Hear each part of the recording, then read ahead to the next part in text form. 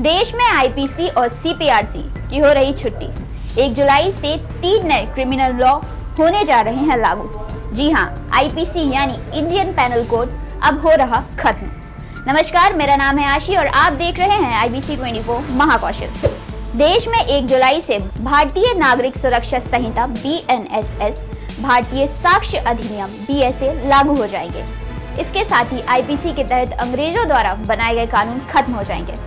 दरअसल केंद्र सरकार ने इस विषय में नोटिफिकेशन जारी किया था। तीनों कानूनों को पिछले साल 21 दिसंबर को संसद में मंजूरी मिली थी। राष्ट्रपति द्रौपदी मुर्मू ने 25 दिसंबर को अपनी सहमति दी थी। चलिए बताते हैं कि आखिर कैसे होंगे बदलाव। 1 जुलाई से भारतीय दंड संहिता आईपीसी की जगह भारतीय न्याय संहिता BNS, क्रिमिनल प्रोसीजर कोड की जगह भारतीय नागरिक सुरक्षा संहिता BNSS और एविडेंस एक्ट की जगह भारतीय साक्ष्य अधिनियम BSA लागू हो जाएंगे। तीनों कानूनों का मकसद अपराधों को और उनकी सजा को परिभाषित करना बस नहीं, बल्कि देश में आपराधिक न्याय प्रणाली को पूरी तरह से बदलना है।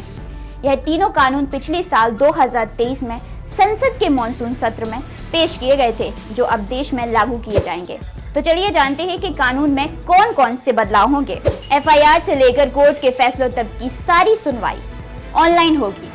ऑनलाइन शिकायत दर्ज करने के बाद 3 दिन के अंदर ही FIR होगी। 7 साल से ज्यादा वाले सभी क्राइम्स में फॉरेंसिक इन्वेस्टिगेशन कंपलसरी होगी। यौन उत्पीड़न के मामले में 7 दिनों के अंदर रिपोर्ट जमा करनी होगी। कोर्ट में पहली सुनवाई से पहले 60 दिनों के अंदर आरोप तय किया जाने का प्रावधान है। आपराधिक मामलों में सुनवाई पूरे होने के 45 दिनों के अंदर करना होगा फैसला।